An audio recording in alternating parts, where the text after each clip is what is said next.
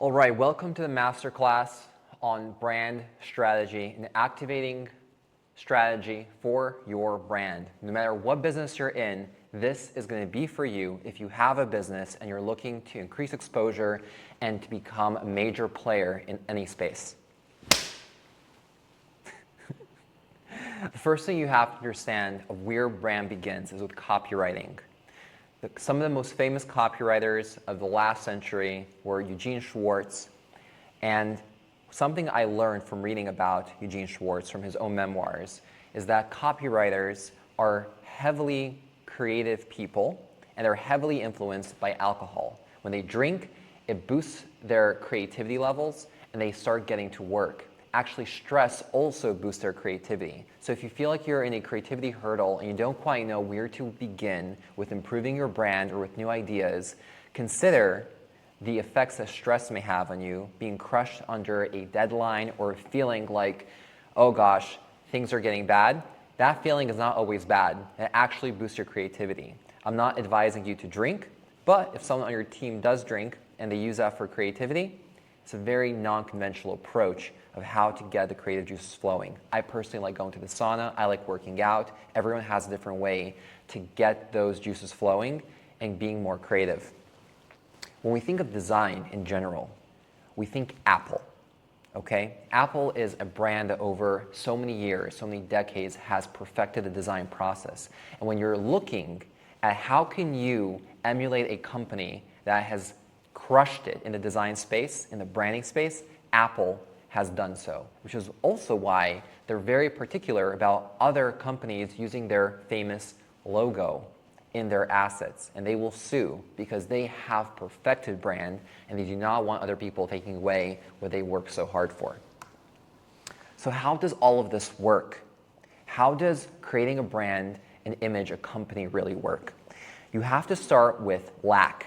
Okay, everything in this world, every business starts with a supply and demand. It starts with a certain demand for something. There has to be a lack of something. People want something. They desire something. And only through that desire can you create some sort of product or service that people will use. If there is no feeling of lack, okay, if people are these Tibetan monks and they feel that everything is zen and good, all they need is some porridge, and they don't need anything else from these worldly pleasures, you cannot sell, you cannot build a brand around that. You have to start with lack. And when you have this lack and desire, it needs to be filled, okay? And to fill something, to fill a hole, you need to have trust and safety. And this is where marketing or anything that people talk about as far as sales go, where you need to have trust from the other person, is because of this factor, okay? It starts with lack, you need desire, and you need safety. You need to give people a feeling of safety in order to be able to fill their desire. Okay, think about sex for a minute. It's the exact same process. People have hormones spike. They feel desire. They feel the lack. There is a suitor potentially. He wants to fill that desire. The person will not engage, okay, in sex if there isn't a sense of trust and safety.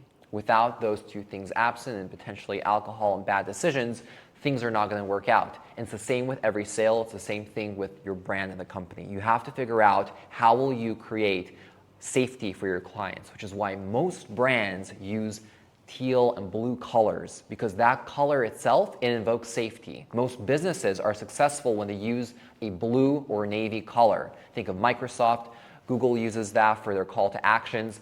It's the sense of safety, and it's an easy win that you can do. Like they told us in Harvard in brand strategy, if you can't make it good, make it blue, and if you can't make it blue, make it big, all right? Those are the rules. Have a quality product, use the blue colors, and use big fonts, use something that people will catch their attention. So brand marketing, as has been taught in Wharton, as has been taught in so many Ivy League schools, it comes down to very simple processes which are severely complicated. But they don't have to be. The best marketing, according to a Wharton professor, and I learned this over a decade ago when I was trying to learn how to become a better marketer for the company I was working in, is word of mouth marketing. Word of mouth marketing. Because think of a village. You start in a small space, okay, you do a great job, and then you expand from your village. Everyone in your village knows you're the hero, they think you're the best, and then you go out to the big city with the title from the village, you engage in more competition, you're victorious there, so on and so forth, right? Think of all the success stories of these major tech companies that started in someone's garage, right? It's the same concept. You start small, you capture a market, you prove yourself as a branding expert. We're going to have to change studios if these flies become an issue. I killed that one. I caught it on camera. I will build a brand of fly killer. All right? Keep that in the video. So word of mouth marketing is how will I be seen by others? What are people talking about in reference to you and your brand when you're not in the room?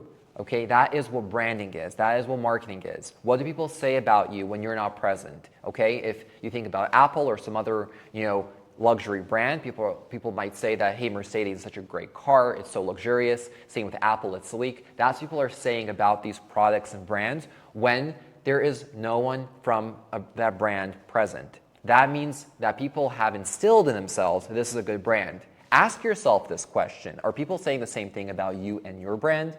Are they saying, oh my gosh, I just love these tissues, I just love XYZ? People feel that way about Kleenex tissues. It's a brand that has built that reputation through a quality product and through great market placement, right? Same thing with you. Think about, do you offer a quality product? Are you using the right colors? And are you getting the message across the right way through word of mouth? Now, you might find this funny, but examples of brands that build trust and create something you can stand behind, okay, almost have this cult-like leadership, are both communism and Disney. You might say, Izzy, what do communism and Disney have in common? And I will say exactly this. They have built a sense of trust and loyalty amongst their followers, and they have developed a cult-like following. Apple has done the same thing, which is why you have these debates between Apple and Android users. People might say Android is way higher tech, it has feature releases years in advance of what Apple will do, but people will follow Apple and their brand like a cult because Apple has established this word-of-mouth marketing concept. They've established trust in something that people can stand behind. Ask yourself, have you done this yet with your brand? If you haven't, why not? And what are you going to change today about your brand to establish it as something that people can get excited about, something that people can plant their flag and get excited about and stand behind? This is the same about the branding between political parties, Republican and Democrat. It's something that people can stand behind and create an identity around. If you have not created this, right, around your brand, then you are missing out on this opportunity. You must develop ideas of how you're going to create a movement around what you are doing, where people get excited about what you have to offer. A brand is something that people are attracted to and people want to be part of, and they want association with it. When you think about luxury brands like Gucci, Chanel, people want to be associated with Gucci, Chanel, okay? In some countries, people's entire identity is the Gucci or Chanel luxury items or shoes or clothing or purses that they are using or wearing, okay? That is what it means to create something that people have a cult-like appetite for. Let's talk about foundations now. We are all created through sex. All of our desires, our needs, our existence is based on sex, okay? It's the core of our creation. It's our DNA. It runs right through us. Our brand must answer to the feelings, just like sex, of trust, safety, and social advancement. People often will have sex for social advancement as well, and that is what your brand must accomplish. Okay, it puts you in a new class of people. You don't use the store-bought brand of tissues, you use Kleenex because you cannot be a middle class or upper middle class family if you don't have Kleenex in your house, for instance, right? Same with the cars, all right? If you are driving a Volvo versus if you're driving a Mercedes-Benz or a BMW or a certain model of those cars, you are creating a different level of social advancement through the products that you use. And the same goes for services and concierge services. Social advancement is something that we all desire. You must create a certain sense of social advancement through your brand if you want to create a massive brand. Okay, there are companies like Walmart who have niched down a very specific target, and they're not providing social advancement. However, they are providing a massive service to a certain class of people, which is a massively growing class, and they've nailed it without being awesome at branding. But guess what? No one's saying, oh my gosh, I love that Walmart brand. I just want Walmart brand products. People usually say, hey, those products are usually from China and they're crap. And we know it, but they're cheap, so we buy them anyway. That's not a brand strategy. That's a whole different strategy. That is simple commerce. Buy cheap, sell a little bit higher, make the margins, and do your business. And that was a business that took 50 years to develop. Okay, we're talking about you coming across as an individual, as someone that wants to provide something of great value, and you want to build excitement around this. You want to create a brand around this. If you want to retail and peddle cheap items here and there, you don't need a brand, it's not for you. We're talking about where you want to stand out. You want to build a brand strategy. You want to have an exciting company, and you want people to take you seriously. Let's talk about the hiring, who you actually need to hire in order to make this work. First off, you need data scientists, okay? If you don't have data scientists, which are basically people who are specialized in harvesting information, and they understand what makes a certain audience, a certain group of people, or some people call this a niche, feel safety and accepted by whom? Not by me, not by you, but by the people that they idolize. Who do you want to follow? Who do you want to follow on Twitter? Who do you want to follow on Instagram? You want to follow the guy that your idol follows. If you love Gary Vaynerchuk, or if you love, I don't know, a famous basketball player, and that celebrity follows someone else, okay, some random guy, let's say, he's not a random guy anymore. You have great respect for him. You're like, oh my gosh, he's now celebrity endorsed. He's endorsed by the person that you feel is a mile high and so far away from you. So that is the goal. The goal is essentially to feel safety and acceptance by the people, to be accepted by the people that your audience idolizes. Do you see how I put a layer in between there? I'm not saying go directly to your audience and make them want you. That's a very long battle, very, very long. Go find someone that your audience loves and get endorsement. People call it celebrity endorsement, but it's a lot more than just that. It's this idea that if you have found your audience and you know that your audience loves Tony Robbins, then get on the same boat as Tony Robbins. Go find someone who the people you're going after already love and build a relationship with them. Build your brand that way, okay? Dean Graziosi did this with Tony Robbins, actually, okay? He was someone that sold courses. He built a relationship with Tony Robbins. He's a great salesperson, a great brand expert in this regard, because he understood that his audience are very closely tied to Tony. And Tony has a bunch of people that love him, right? And before there was Jim Rohn, right? Who was Tony Robbins' mentor / employer. So it's always this link. It's like a lineage. And you can become part of this lineage of having a successful brand and a successful company by understanding this key principle, that it is specifically this, precisely this. It is a lineage. You have to go after and be accepted and be loved and trusted by the people that your audience idolizes. Now, we really need 4 experts here. We need a psychiatrist, a sociologist, call whatever you want, someone that is an expert in how people think and what makes people the way they are. Someone is able to sit and ask questions and figure out your audience and do surveys and ask these people, are you Democrat or Republican? Why? What were your dreams when you were younger? Where are you going in life? All of these important questions that need to be fulfilled, that need to be asked, and they need to be asked by a business psychologist, a therapist, a psychiatrist, call it what you will. It's a person that understands people and knows how to pick apart your audience and understand every little thing about them. And the more data points they have, the more things they can pass on to the data analyst or the data scientist that can go and expand on that and understand what are your people really about. course, number 3, you need a brand specialist, okay? Ideally, this is someone on the level of a Eugene Schwartz or an Ogilvy, or you can work with those agencies themselves.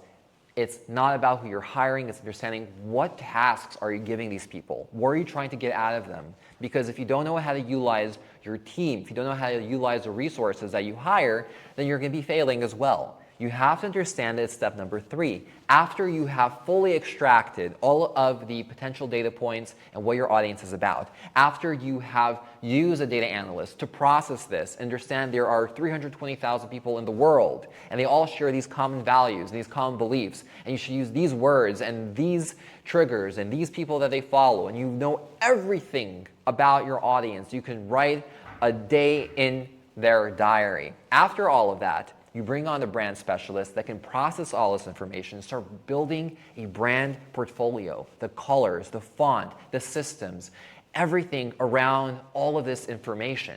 That is why you're gathering this information, to get to that step. And after you have created this essentially frame, you created this idea, this product, this brand, all of this around your audience, around your people, then you bring in the marketing promoter. Then you start spraying this like wildfire. Because if you just spread garbage or junk or something that is not catchy, and you spend thousands or hundreds of thousands of dollars on marketing, something that is not catchy, something that is not great, you're going to flunk. You're going to be wasting tons of money on showing irrelevant information. But once you do this process, these 3 steps, you get the psychologist, you get the data analyst, and you get the brand specialist, and you create this wonderful package around what you're trying to sell to the world, right? Then you can hire a marketer or a growth hacker, and they will make this grow like wildfire. They will get this on every news channel. They'll get this on every periodical. They'll get this on every single platform where it has to be. This is the secret sauce, okay? This is it. So let's come back and think about who are the biggest brands. Apple, Disney, NASCAR. What do they have in common? By now you should know, okay? NASCAR might have a bunch of hillbillies who love NASCAR and a bunch of other people who maybe make money off of betting on it. But Apple, Disney, and NASCAR have these cult followings. It feels like magic, okay? For the people who watch NASCAR, it's magic. You turn on the TV on a Sunday, you drink your beer, and you watch your NASCAR. It's magic, okay? Almost like football. Disney, same thing. It's magic. You go into their theme parks, it's magic. It's Disney magic. Every movie they make, everything just feels warm and fuzzy.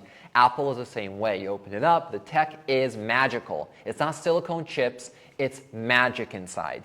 And that is where the money comes. When your products, when your service, when what you do, people come back and are like, holy shit, Izzy, this is magic, all right? If you can provide a service like that, people will eat it up. They'll love it. They will love it so much. And if you understand your audience, you're doing all of these things, and the better you can execute everything I'm saying to a T, the stronger your brand will be, the more money you will make long term. And this isn't a one-year game. This is a lifetime game. This is 10, 20, 30, 40 years. Even after you pass away, your brand lives on. Like so many amazing brands that we see, even IBM, this is a company that's been through everything, and 100 years later, however long it's been, they're still around. It's that brand. It's that trust. And it's not the fact that, well, they're so old, of course they're trusted. No, it's the fact that even though so many years have passed, they continue to be trusted and have not lost favor with their clients, customers, etc. That's the way you need to look at it, is that every year you risk being faded out, outcompeted, replaced, becoming irrelevant. And no, you look at those brands who have learned to adapt to the market, create new brands, appeal to the audience at every generation, every stage, and still stay relevant, okay? Other names come to mind, obviously McDonald's, even Exxon. These are all brands at the end of the day, and they've done a tremendous job of keeping and staying relevant for so many reasons. All right, let's be careful here first, okay? Make sure that everything you do, especially with branding, is not rushed, but planned carefully, okay? It requires the following steps: thought, planning, design, investment, and only after you have 4 things, thought, planning, design, investment, then you launch. Then you launch. Before you have these 4 things, before you've thought about it, before you've planned it, before you've designed it out and put the money into it, only then do you launch. Okay? We're not talking about MVP or trying to get a product down the market or try to sell some small thing. We're talking about you expanding your business. We're talking about you getting onto a national or international market and becoming a well-known household brand.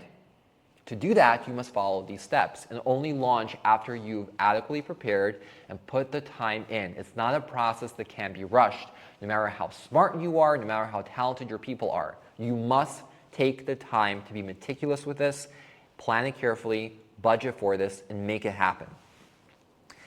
The investment behind the brand, the money that goes behind the brand, is what propels forward your idea. It's not that you had a shower, you came out, and you're like, I have this great idea. It's the fact that you put an investment behind something and you push forward an idea.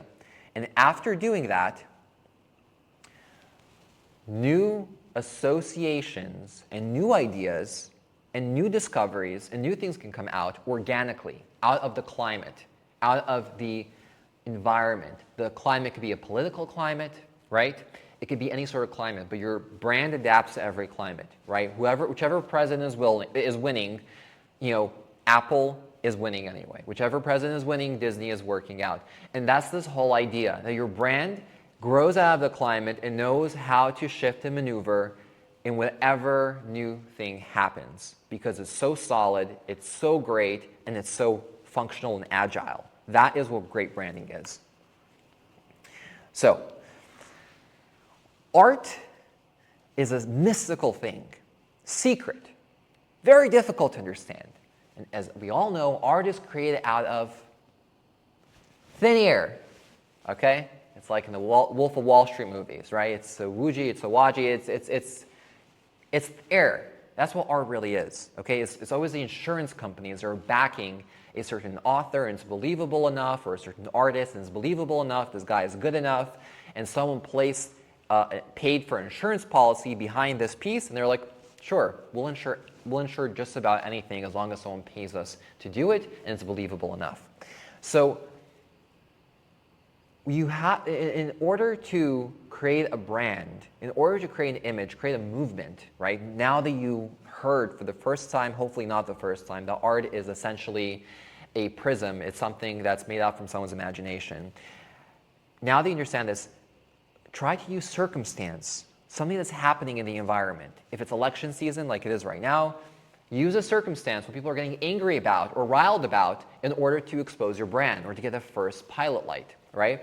If it's something else is happening, if it's COVID, if there's something major, a major world event, you go on Twitter, you'll see the top trending things that have been trending for the last 30 days, for the last 60 days. Use those items as cannon fodder. Use those items as a pilot light in order to get your brand lit up. And that works so well.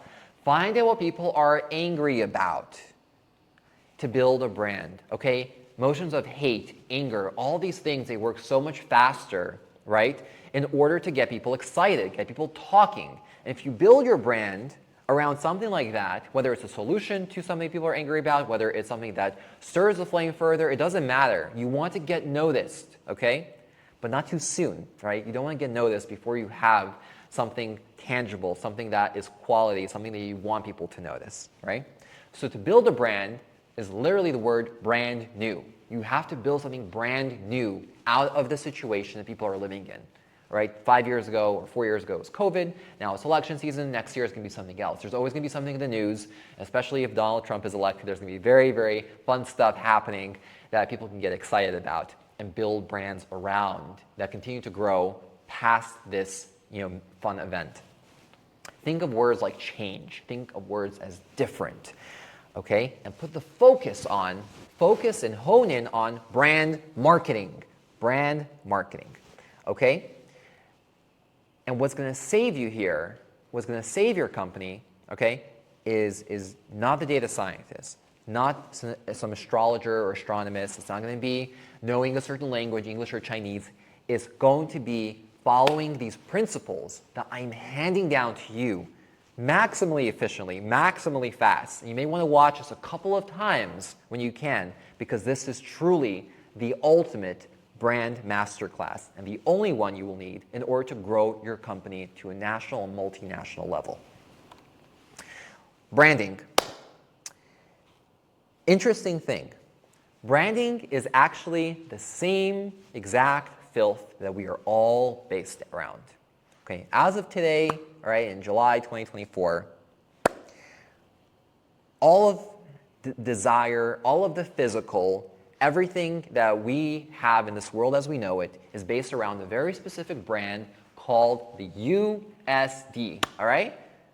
Say with me, USD, the US dollar, that is the biggest brand, all right? You pull out a Benjamin, you pull out $100, that is a brand. You show it to a girl, she gets happy. You give it to one of your employees, they respect you, they love you. You give it to your kids, to your wife. It's all just happiness all around, right? Why does this USD make people so happy? Because the brand and the associations they built around it, okay? The dollar, cash, it makes people happy because they've associated that with power. They've associated around this dollar with mobility, with freedom, with ability. Everything comes alive when people have more USD, okay? And that is just ingrained in us, okay? It's just drilled in. Slowly people are moving away. They're thinking Bitcoin, this, that. It's going to be a long time to undo all these mental models, maybe 50 years, and people stop thinking of the USD as something great, something that makes them happy.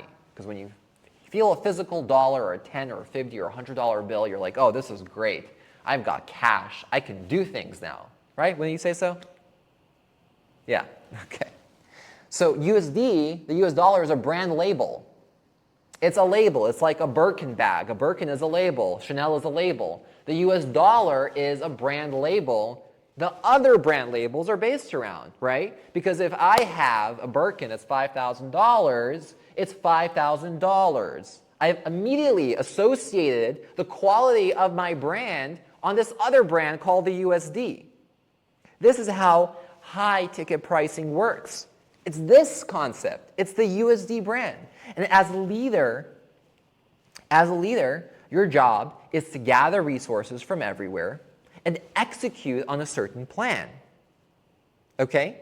And think of yourself, like many business owners do, as Sun Tzu, Art of War, as you're the general, you're the leader that is sending their dollars, sending their USD to go do battle for them and bring back more USD. You see, it's all based on this lie that we believe in.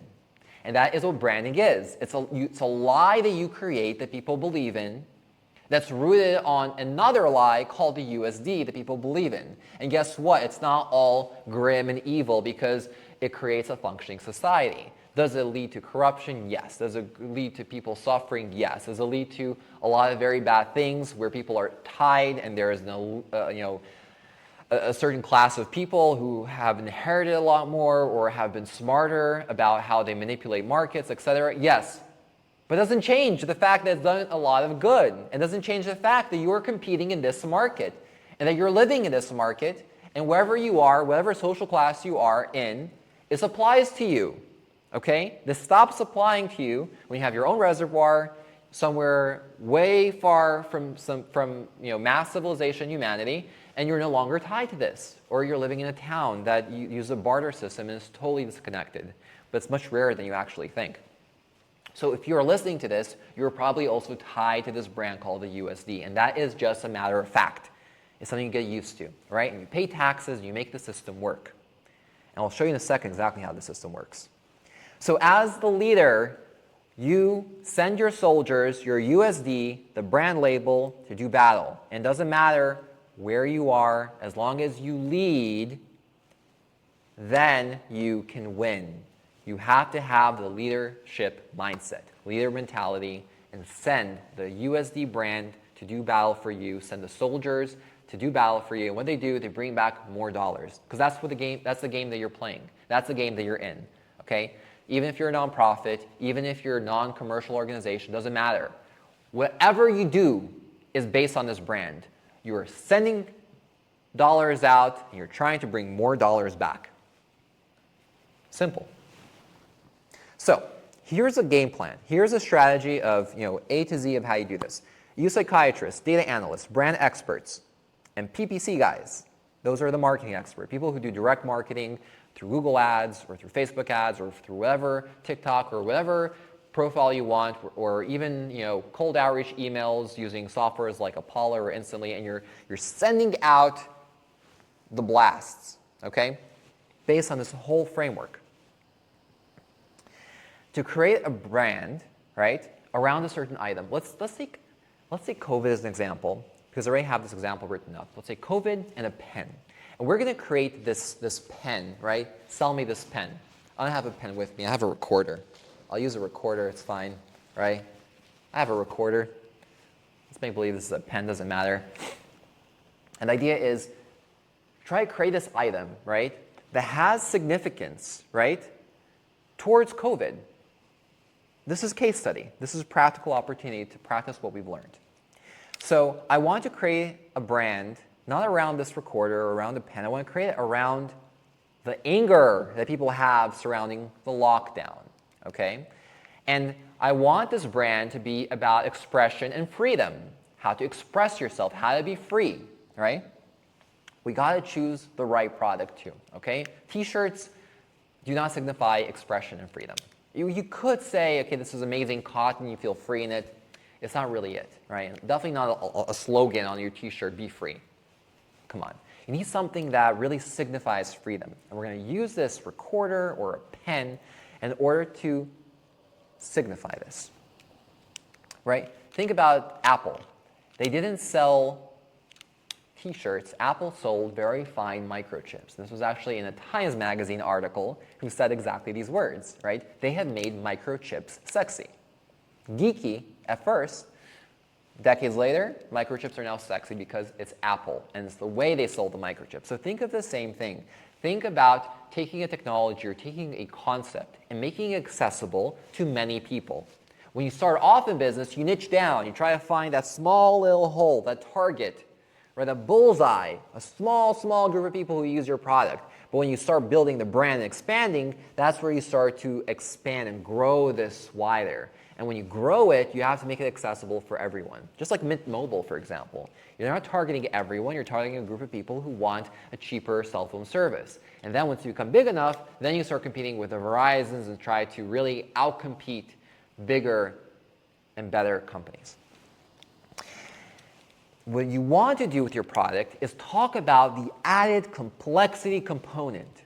The added complexity about your pen or about your recorder and what makes it better. This isn't a regular pen, this isn't a regular recorder. It is special, it's divine, okay? Think about using concepts and read up on Greek mythology, read about war, read about struggle, read about the mother and the father as paradigms, as dogmas and beliefs. You will learn a lot from these key words of what it means to create an entire mythology around something. Look at Greek mythology and how they create entire gods around a single entity or a single concept. You will understand that you can emulate, heck, use ChatGPT and emulate that concept around your item. Create some sort of mythology, some backstory, an origin story, something heroic, something interesting around this. Think often about the maternal, about the deep desire to save and to rescue. Okay? So you're coming from a place of anger, people are angry about something, and you're coming to rescue them with this maternal instinct, right? With this desire, with this grounded love, warmth, and your product needs to create that warmth. Disney creates that warmth. NASCAR gets people riled up and excited, right? And Apple creates that trust in the same way. Your product needs to execute, it needs to feel the same way. What's the feeling that you want to capture with this recorder, right? It's no longer a recorder. This is actually a device that makes you feel a certain way. This recorder will give you a feeling of being overcome, overtaken by something. You're like, wow, this is amazing. It's so sleek. It's so unique. It does something so incredible. There has to be this sense of beauty, sense of nature at the side of it. You would maybe change the edges and bezel the product. Make it sleek. Make it feel thin and sexy in your hand. That is brand placement, brand marketing.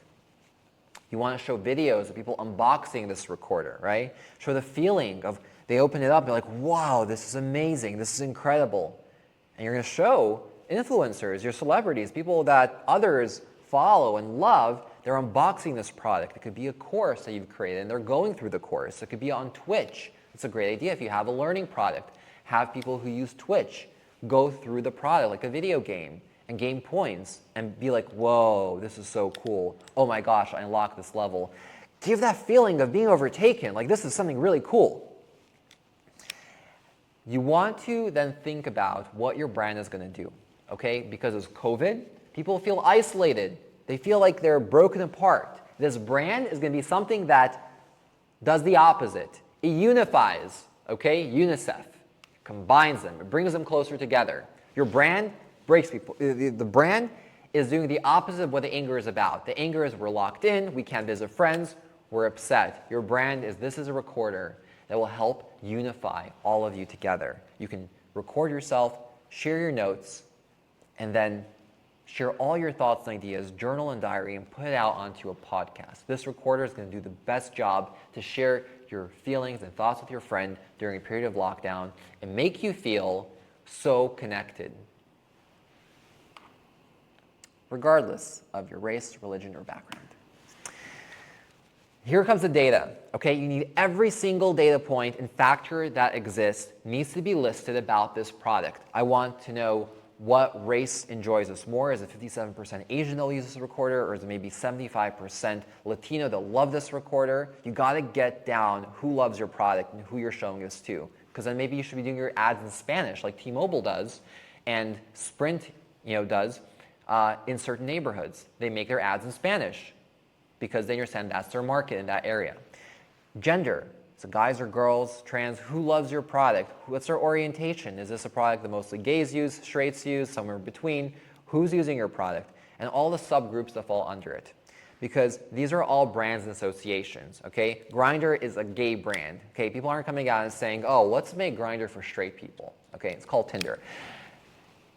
You have to figure out who your audience is and really appeal to them and just go after that. That is brand identity. So it's a paradox, actually, because when you make something available to everyone, that's what makes it worthless. What makes something valuable? Scarcity, that it's not available to everyone. And it's the paradox that we've created a unifying brand. We're trying to bring everyone together and saying it's one thing for everyone, but at the same time, we understand that if it's for everyone, then it's worthless. So we understand it's not actually for everyone. So we have to master these two worlds. We have to make it accessible to everyone, but it's not for everyone. And there is a sacrifice or price to pay. With Apple, there is a certain cost for entry. The iPhone starts at $900, for instance. It's a cost to entry. So they've made the iPhone at this point for everyone, but there's a cost to entry. And it becomes a symbol of success. Okay, you go to certain countries, it's an iPhone country. You go to other countries, they can't afford the iPhone as the average citizen. So it becomes a status symbol because of the price to entry as well. So here's what you can do in order to make your brand more scarce and unique.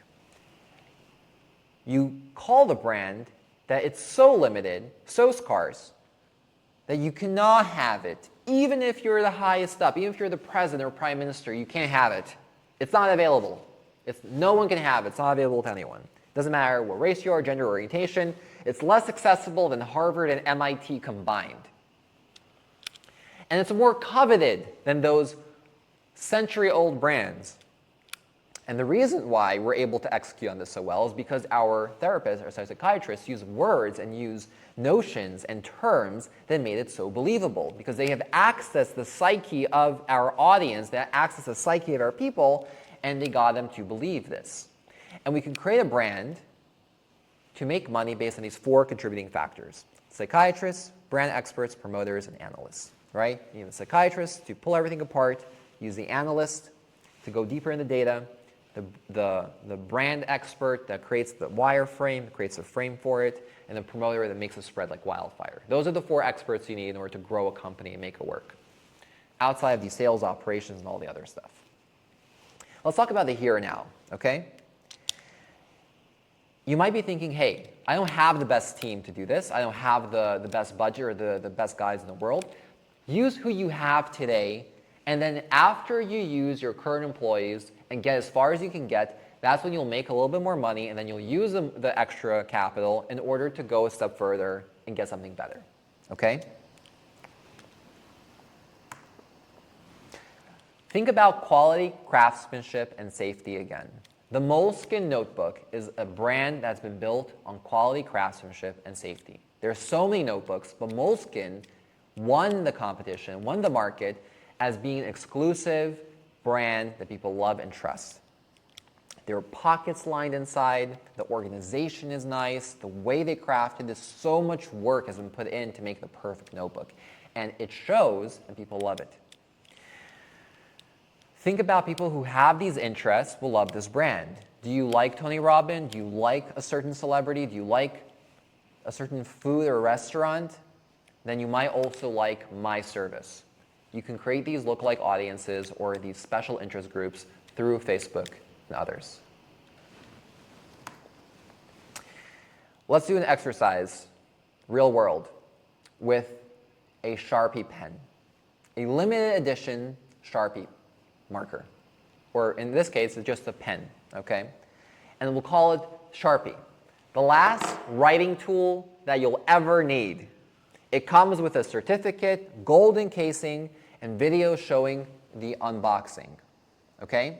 It's a pen and marker in one that makes you feel safe, wanted, desired, all because you own this, okay? And the starting price is $2.99.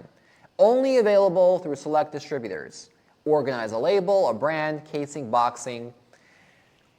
It's a common Sharpie, essentially, that you order from China at bulk for $1,000 a piece, but it's different because it's your brand, it's your exclusive brand. The Sharpie fine point is now brand X, and it says, fuck you to COVID. It says, fuck you to being kept inside. I will express my thoughts with this tool of freedom. It is no longer a marker. It is a tool that helps you express your freedom and your desires. And it's no longer a pen, but a vehicle to help you beat COVID. It's the new spin that you put on things. And that's what you always want to look at. What is the spin on your service? You're not just a visa service. You are a life improvement service. You're not just business coaching. You help people create new opportunities in their life and for generations of wealth distribution. That's how you have to look at it. When we were in Web3 and blockchain, they told us that we're not just in blockchain, we're in this new industry that is most alive and current, that will create opportunities for our children and grandchildren to come. That is brand. That is the bullshit that they sell you in order to get you hooked and love something and work hard for something. Okay? If you want to get your employees to work hard, if you want to get people to buy your product, you have to sell this dream. You have to sell this lie and get people to believe in it. Moving forward with a pen, right? It's more than just a pen, right? It goes against everything that being contained during COVID is and being boxed in means. It's a form of expression, starts at $1.99. It's a private brand, it's a private label. Deliver this unique gift this holiday season, and it's actually the perfect gift for every holiday. It's the ultimate writing tool, this fine point marker. So what you're doing is you're taking an old technology like a pen, and you're combining it with a marker, and you're calling this the marker pen. And people will love it, they'll love you for it, because you've created a new form of expression, right? You brand it, you get it done just in time for the holidays, it's the perfect gift, it's high-end, it's $200. Some will say, how much did you spend on this pen for me? Like, I spent $200, and it comes with a certificate. I love you. Like, wow, he does love me. He spent $200 on this marker pen. He's an idiot, but he loves me. Let's talk about the anatomy of a campaign. We got COVID here, we have Christmas here, we have lost loved ones, and we have future loved ones. And we do this test, all right? We take all these human emotions and we concentrate them into a brand. Being happy this New Year's, being happy this Christmas season, despite being closed and boxed in during a COVID lockdown, means having this pen, this marker pen, because this marker pen symbolizes freedom. This marker pen symbolizes happiness in the face of defeat. It's happiness in the face of being closed in and abused and tortured. Let's talk about hiring, okay? We had level 1 hiring, now it's level 2, okay? Now you want, at this point, you've gone through those first 4 hires, it could have been contractors, that's fine. You need a skill designer to reflect the emotion, you need a site design to reflect what you've built, you need a product design, even if the product is a virtual product, mock-ups and sketches, whatever you need, 3D models of what you're doing, and look at Brilliant.org, they make 3D models even on a learning program, and also the actors and the unboxing, doing demos of your product. So those are the next hiring stages after you get through the first. And don't get me wrong, this is an expensive process, and it's a process that works, and it's tedious, all right? So if you're coming in here with a few $1,000s, you're like, how can I make this work, Izzy? Go get funding, I'll help you get that too. But you need some cash to deploy to make this work. And this is how great products are born. Here's how I would list out the product details. It's a very special limited edition collector's Sharpie. You pay upfront, you wait 6 to 8 weeks for delivery because it's so exclusive, and you receive a custom fulfillment special for you, based around your profile and your interests. The box, the promotion, the design, it needs to be fast, sharp, it needs to imitate Apple in the sense that they're sleek, and it has to feel high-end, right? You talk about collaboration partners. Go collaborate with Moleskine, right? You say, do you own a Moleskine already? Scan your Moleskine QR code or scan your serial number or ID for your Moleskine purchase and get 10% off this pen or 20% off this pen. Build a connection with other brands. Build a relationship, whether it's Gucci or Moleskine or whoever else. And you say the best brands trust and use this writing tool. Don't just use any pen in your Moleskine. Don't waste your good notebook on that. Use this pen. This is the pen that the Moleskine deserves. Or if you're creating socks, say these are the socks you need to use with your Gucci shoes. Because you can't just use any old pair of Nike socks with Gucci's. Use these cashmere and awesome socks you've created. Here's an example of a press release for this pen. Signed in the fine print of the freedom you. This is a common marker that has become the symbol for new hope, where hope once stood. What is it? It's the freedom marker, a limited edition fine point marker that celebrates our freedom in light of COVID. It marks our strength to unify and is the one thumb up campaign on the marker of freedom itself. Private labeled, sourced, gift boxed, tons of photos. All this is in your press release. And people look at it and they're like, wow, I want that marker. It's the freedom marker. It unifies freedom. It'll get me out of this situation. It'll get me to be happier. And guess what? You may have sold bullshit. You may have sold a lie, but you made people happy for a minute because they believed in it, just like they believed in the USD, and they went after it. And they'll love you for it. And the world will remember you as the guy who made people happy during COVID, or the guy who made people unify during the election, or the girl who did something great and made people better because of what you did. And that is the heart that you need whenever you do a product or service. Whether you're selling immigration services and visas, whether you're selling courses, whether you're selling sushi, you want to make people happy inside. You want to make people feel good because they've used your product or service. And that's the trick. Just do that for year after year after year. You'll become very wealthy. Make people happy. Make people feel good about what you're doing. Expert care and attention. Working with a branding agency is not cheap, okay? Investment on the brand level is not small. PPC, pay-per-click, costs money, okay?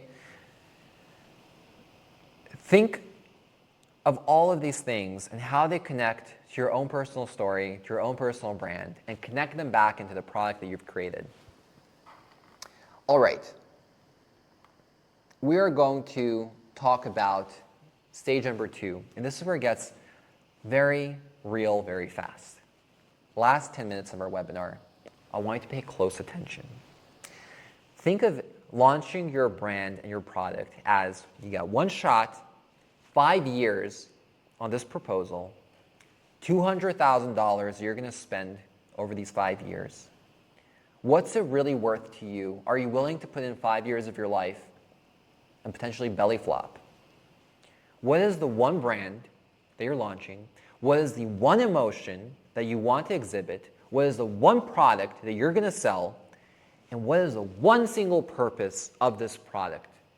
Right? Is it to mark freedom internationally? Is it to give silky smooth skin? Is it to unlock opportunity? What's the one purpose of this product? Dove ran a campaign with a single bar of soap and said, silky smooth, use this instead of a moisturizer, clean your hands, clean your face. It's the one bar of soap that does everything. They sold millions of bars of soap. In the 60s and 70s, it was 50, 60 years ago. And they became a massive company that started selling everything else, right, from this one bar of soap. And then in closing with their product, think of it as the freedom marker. What's a brand? Let's say, are you ready to change the world? That's what you're doing. You're going to change the world through a pen, through this fine point marker. Think about this next step, and this is where I want you to pay close attention. We have about 8 minutes left in this webinar. When you have a product, okay, you've created this brand, and we're going to shift over to, say, a course. Say it's a movement, say it's a series of lessons called the 7 Teachings. 7 Teachings for Success, right? I want you to start thinking, how are you going to diversify the spread and get this into different groups, into different social groups of people that will love this? Let's call it the 7 Teachings for engineers, for corporate women, for sufferers of anxiety. You try different niches, different groups, and see how well those groups react to your brand. Get on stage, speak. Have someone else speak for you. Get moving. Get part of the flow. And I want you to think of this example from Peter Thiel in 0 to 1. He says that when they started off with PayPal, they have Palm Pilots. Transfer from one Palm Pilot to another Palm Pilot. And that flopped. 2 million users. It sounded like a great idea. Let's go do it. But then they realized that there's no massive concentration of Palm Pilot users all in a single spot. They're trying to send money to each other. What they realized later, almost by accident, is that eBay, an auction site, had people that were trying to send money to each other after they won an auction on eBay, but they couldn't because they had to wait a whole week to send a check in the mail or do it, through their different ways. And they realized that they can add 10x value by taking PayPal and allowing people to do instant transfers of money to each other after a purchase. And that was the 10x formula. Think of your own idea. What is a flop and what is a 10x when you add this to someone's life or to a certain area? For payments, after the fact it became obvious that the 10x is where people are already trying to spend money, but it's not working out. What are people trying to do? What companies are trying to make something work and it's not working so well? And where does your product fit in that can supersize their efforts? If it's a productivity product, maybe you could go to companies that are suffering from lack of efficiency from their employees. Maybe companies trying to downsize and squeeze out more efficiency out of their employees. 10x if you have a productivity app or product or course or training. This is what you must know about sales. Dangerous stuff. Manipulation. The strength of a manipulator lies in the weakness of the victim. Again, manipulators aren't strong. They're just exceptionally good at finding really weak victims, brainwashing them, and convincing them to do as they say. And they know that the victim either needs something from them or wants something from them, right? Whether it's sex, whether it's money, whatever it is, they find something that the other person wants and they manipulate them through this moving target, this thing that the other person wants. They give a little bit and then they pull back. They give a little bit, they pull back, and they draw the strings and make you dance. So a manipulator is someone that gets people to do things for them for money, and they use the victim's greed, fear, or ego, right? Because these are things that get people wanting money or working for money. And they get people, on the other hand, others, they get them to give them money, part with their money. They do sales, And they work on the weaknesses of those people. Shame, guilt, or greed. They get people to feel shameful or guilty or greedy. And they say, look, if you spend this money, you'll make so much more money. Or how could you not donate to the Red Cross? These kids are dying. Don't you feel bad that you buy yourself new shoes and these kids in Africa, they're suffering? These are manipulations. And they're just, it seems like an entrepreneur is just the worst person on earth because that's what they're doing. They're manipulating their employees for money to do things for them, and they're manipulating their customers with different sales tactics to get them to pay them money. And when you're running a business, you're the grand maestro, you're the grand manipulator. Your goal is to expose markets, weaknesses, find out people's weaknesses, and find out their weakness to manipulate them to part with their money because of grief, pain, shame, jealousy. The strongest human emotions on the promise of giving them something better instead. You can't just take something from someone without giving something even better as a promise. You're right, even a church will take money from someone and we promise you a greater place in the afterlife later. Here's a system, and I'll show this on a chart right here. And this is how the system works. You expose a weakness, right? Pain is a very common weakness. People are like, you have to find the pain points of your customer. What they really mean to say is you have to find the weakness of your client, of your customer. Exploit the weakness through the promise of something better in return, right? And then collect their money, which they spend time working for. And if you look over here, on the left side you see the money system, on the right side you see the business system, right? So you see the first is you transact, right? You do a transaction, you spend, you go to the bank, you get cash, right? You transact. Number two is you work. So after you transact, you go and you do work, and then after you work, you pay taxes. So it's actually like a circle now, because after you've worked for the money, you pay the taxes, and now you have to go work for more money, and then you use the money to transact, but then the taxes take 20-30% off of what you made, and you're basically like spinning your wheels.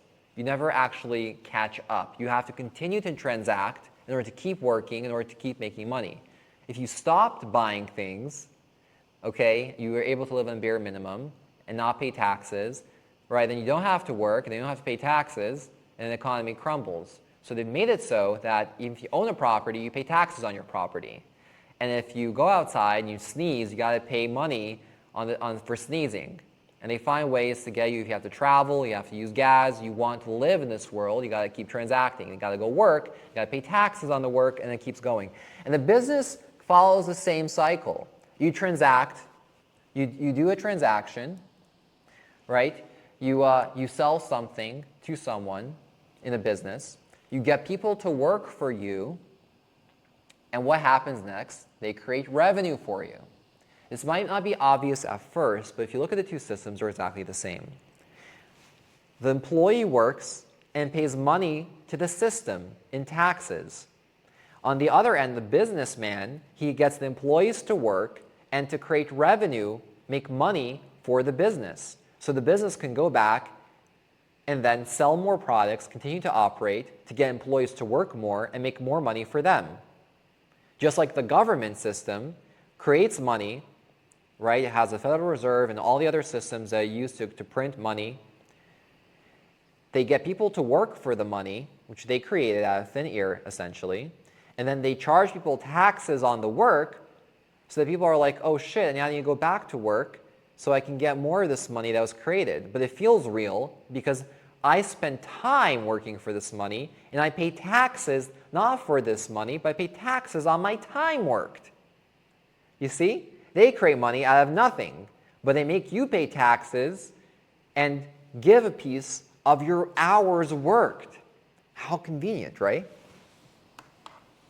So the money system is a lie that you tell to manipulate people into sharing their time, energy, and effort. And this is what people call the matrix, or the system that we live in, okay? Much like machines, people need a system to operate on. It's called an OS, an operating system, literally. And we are the same, just like machines, right? We can make believe that we're not, we're different, we're human. We're not that different. We're simply in denial when we think we're different. Our ultimate weakness as a human is this denial that we live in, thinking that we're so different than machines, while the fact is that we're nothing special. Give that a thought. It's our innate desire to have a feeling of importance, to feel important, to be special, which is our biggest fault and downfall. That's our biggest downfall. It's this desire to feel important that Dale Carnegie says some people are missing. And if you can make people feel important with your product, then you are winning. And if you can make people feel important, you can manipulate them. So exposing this weakness and manipulating people into feeling special is the biggest hack and trick towards getting them to do what you want to do. Make your employee feel special, make your kids feel special, make your wife feel special, and they will do things for you. They will love you unequivocally. Rinse and repeat this process over and over, and you can make people feel special to get them to open their wallets to you, to open up their time to you and their heart, and you make them feel special by giving them attention, money, and they will do things for you as well.